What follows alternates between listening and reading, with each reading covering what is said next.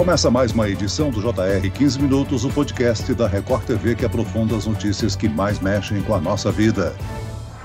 Ser mulher significa praticar todo dia o exercício de ter um olhar mais humanizado para as relações e para os fatos da vida. Um olhar de compreensão, um olhar que recebe, que aceita, que discute, que educa. É ser o que a gente quiser. Pode ser mãe, pode ser filha, avó e ainda, no meu caso, ser jornalista. Também é aprender todos os dias. Ser mulher é difícil, mas a luta continua. É lutar e vencer. É acreditar e chegar muito mais longe. É ser malabarista. Equilibrar vários pratinhos ao mesmo tempo. É resistir todos os dias. É ser independente. É enfrentar tempestades, ciclones, furacões do dia a dia, na esperança de encontrar no final um lindo arco-íris. É um presente e é também um desafio. A liberdade feminina ainda incomoda, e muito, mas a gente segue sendo mulher.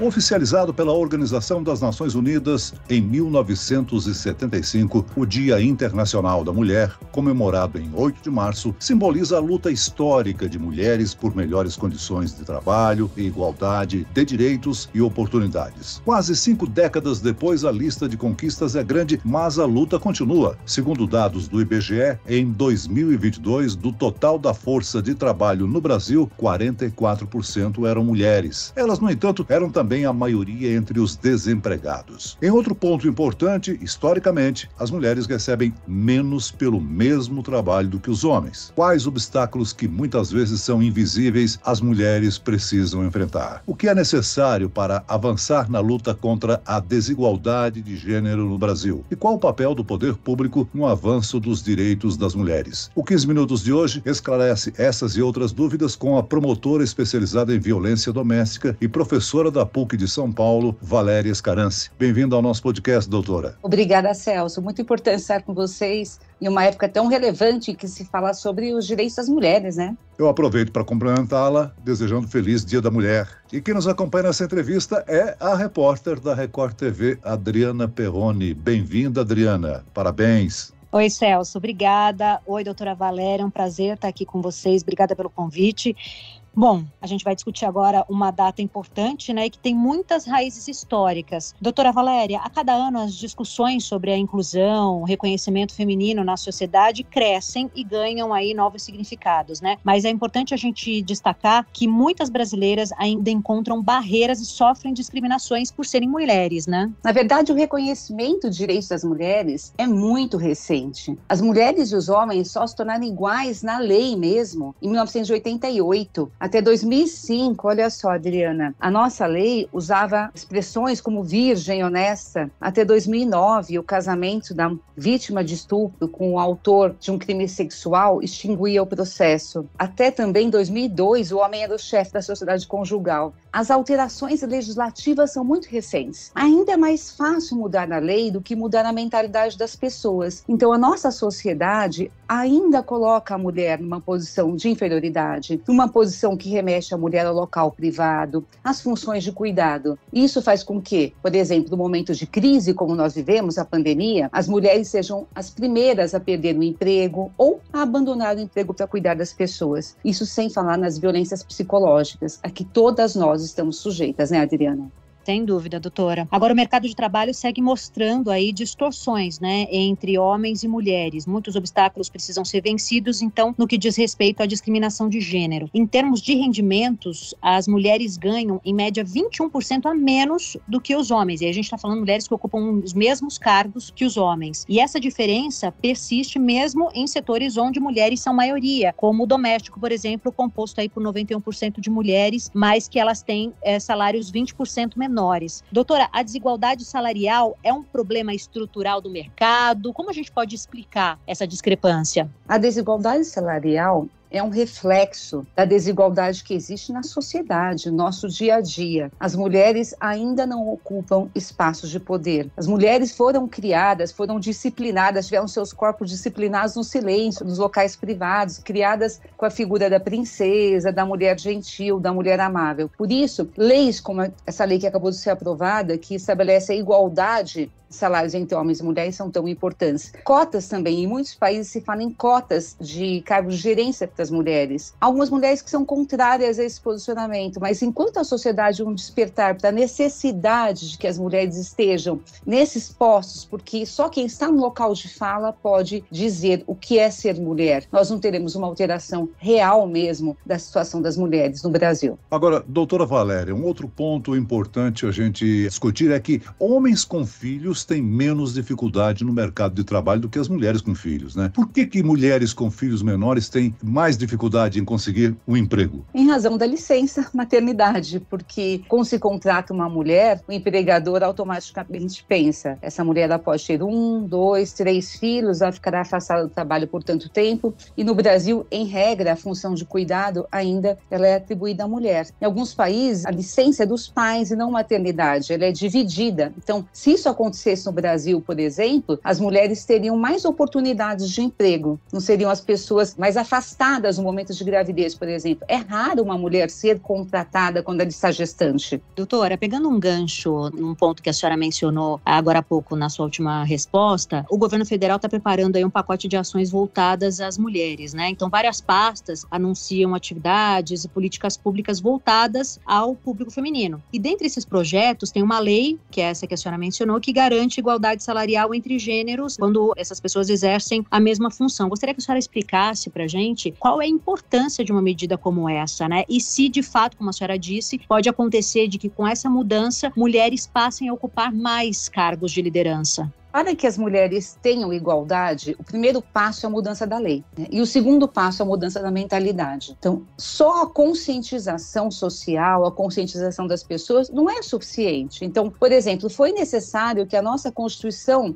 que constasse expressamente na nossa Constituição, que homens e mulheres são iguais em direito e obrigação. Parece óbvio, mas não era. Enquanto não foi escrito na Constituição, homens e mulheres não eram iguais. Então, enquanto não houver uma lei que estabelece que homens e mulheres devem ter salários iguais para funções iguais, as mulheres terão salários diferentes. Uma coisa relevante a gente falar é o seguinte: a sociedade, ela se transforma pelo exemplo, pelas ações afirmativas, mas também pelo exemplo. Então, as meninas de hoje, quando elas observam as mulheres adultas, elas têm uma mudança de comportamento, elas têm um espelho e elas tendem a ser mulheres, então, que vão ocupar cargos relevantes na sociedade, vão ser mulheres mais independentes. Agora, doutora, nós temos aí um dado preocupante que mostra que as mulheres estão entre a maioria de desempregados. Cerca de 55% são as mulheres, o que mostra que muitas delas não têm independência financeira, né? Sim, o índice de desemprego das mulheres, na verdade, aumentou durante a pandemia, justamente porque as mulheres elas perderam o emprego mais rapidamente e porque muitas abandonaram o emprego para cuidar da família, para cuidar dos estudos dos filhos, porque socialmente ainda se atribui à mulher essa tradicional função de cuidado dos filhos, de cuidado da casa, quando na verdade isso compete ao casal, isso compete à família, né? A casa é da família e não da mulher. Mas se fala muito pouco em relação às mulheres sobre finanças, independência econômica e outros aspectos. Se você observar, Celso, nas famílias, com os filhos, com os meninos, os pais conversam sobre dinheiro, sobre trabalho, conversam sobre perspectivas, e com as meninas sobre relacionamento, cuidado com relacionamento, preocupação com a gravidez. Essa mudança tem que existir desde a infância. Então, conversar com as meninas sobre independência financeira, planos, faculdade, e é muito importante também que mulheres numa relação afetiva não se tornem independentes dos seus parceiros, que não tenham contas conjuntas, que não abandonem a sua vida profissional em razão de uma relação amorosa, porque casamento não é profissão. Só para esclarecer, nós temos aí famílias chefiadas por mulheres, né? E entre os 75 milhões de lares brasileiros, 38 milhões têm liderança feminina. É claro, as mulheres recebem menos que os homens. Essa diferença de recursos afeta a família, né? Como você colocou. Problema aí para crianças e adolescentes também, né? Com certeza, Celso. E existem dados também que revelam o seguinte: as mulheres, em regra, investem a maioria do seu salário para o estudo, para os cuidados com as crianças. Então, quando se investe no salário de uma mulher, você está investindo também na família, na educação, na saúde dessas crianças, na saúde da nossa sociedade. A gente tem que discutir aí o problema do feminicídio no Brasil, né? Exatamente. Esse é um tema com o qual a doutora trabalha diariamente, né, doutora? recentemente saiu um dado, foi um dado muito chocante, assim, porque nós tínhamos notícias de que até então os feminicídios estavam diminuindo. Então, o último levantamento do Fórum Brasileiro de Segurança Pública revelou uma queda de menos 1,7 feminicídios, né? E o último levantamento, divulgado aqui em março de 2023, revelou um aumento de 5% dos feminicídios e 3% no número total de mortes de mulheres. Isso porque houve uma queda de 1% do total de mortes. Então, as mortes de mulheres vieram na contramão, né? A sociedade está menos violenta, os homens, mas a sociedade está mais violenta para as mulheres. Professora, o Brasil é o 5º país que mais mata mulheres. As mulheres morrem porque são mulheres, são assediadas porque são mulheres. Além de medidas de prevenção e proteção à vítima, a gente precisa também de políticas educacionais, né, para que a sociedade compreenda que a violência doméstica não é um problema isolado, que é de toda a sociedade, e que os meninos cresçam também com isso em mente, né? Educação é a chave da transformação da nossa sociedade. E a educação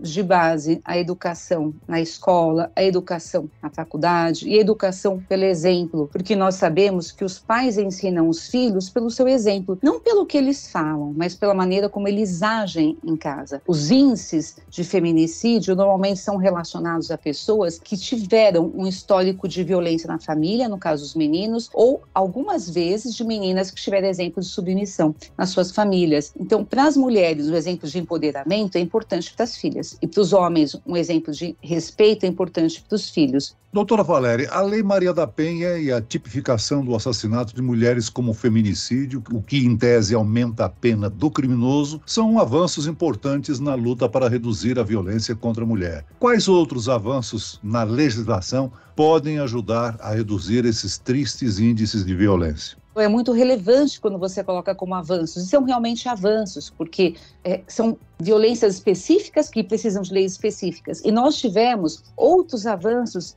no ano passado, em 2022, como a aprovação de 2 crimes que eram essenciais para a proteção das mulheres. O crime de stalking, que é um crime de perseguição, e a perseguição é sempre um sinal de perigo, um indicador de que pode acontecer algo mais grave, e a aprovação de um crime, que é o crime de violência psicológica.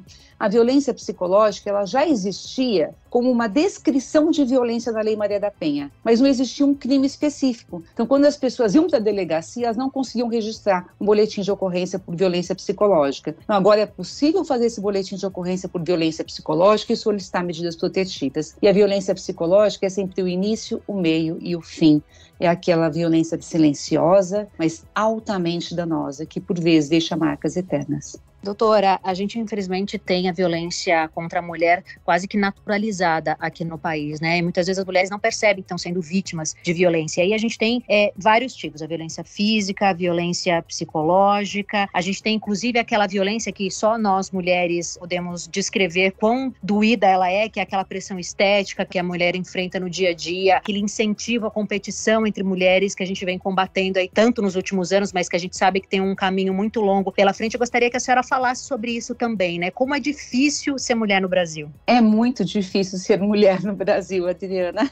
O Brasil não é um país amigo para as mulheres. O Brasil é um país hipócrita, na verdade. É o país do carnaval, é o país das músicas, mas ao mesmo tempo é o país que julga mulheres com mãos de ferro. É um país que julga mulheres pela sua moralidade. É um país que não protege, infelizmente, as suas mulheres. Apesar de todo o nosso esforço, eu trabalho com a defesa de mulheres, eu vejo que a sociedade, quando acontece muitas vezes uma situação de violência, recrimina as mulheres, ou então não acredita na palavra das mulheres. Nós estamos evoluindo, mas a nossa sociedade ainda não é uma sociedade amiga de mulheres. E nos últimos tempos, infelizmente, o ódio tem sido divulgado em relação às mulheres, né? Com movimentos como o Red Pill e outros movimentos muito perigosos. Adriana e doutora Valéria, vocês hoje ocupam cada uma em sua área com muitos méritos, lugares de destaques no mercado de trabalho. E eu tenho certeza que não foi fácil chegar onde vocês estão, há muita luta ainda pela frente. Então, para finalizar, eu gostaria que no Dia da Mulher vocês deixassem uma mensagem para as nossas ouvintes, principalmente, a todos os ouvintes, claro, de saudação aí às mulheres. Oi, Celso, eu vou manifestar um desejo. Eu desejo que as mulheres se unam, acreditem em si e não deixem nunca de lutar por seus direitos. O caminho é longo, a gente sabe, é difícil, mas a gente vai conseguir mudar esse cenário injusto. Obrigada. Tem uma frase que eu gosto muito: eu não sou livre enquanto uma mulher estiver com suas amarras, ainda que as amarras dela sejam diferentes das minhas. Então, enquanto alguma mulher estiver em dificuldade no nosso país, todas nós devemos ser unidas para que o país, então, seja um país acolhedor, um país igualitário para as mulheres. Muito bem, nós chegamos ao fim desta edição do 15 Minutos. Eu quero aqui agradecer a participação e as informações da promotora especializada em violência doméstica e professora da PUC de São Paulo, doutora Valéria Scarance. Muito obrigado, doutora. Muito obrigada, Celso, Adriano, até a próxima. E agradeço a presença da repórter da Record TV, Adriana Perrone. Obrigado, Adriana. Celso, doutora Valéria, muito obrigada, um prazer estar com vocês. Esse podcast contou com a produção de David Bezerra e dos estagiários Fernando Russo, Lucas Brito e Kátia Brazão. Sonoplastia de Marcos Vinícius. Coordenação de conteúdo, Edivaldo Nunes e Deni Almeida. Direção editorial, Tiago Contreira. Vice-presidente de jornalismo, Antônio Guerreiro. E eu, Celso Freitas, te aguardo no próximo episódio. Feliz Dia das Mulheres.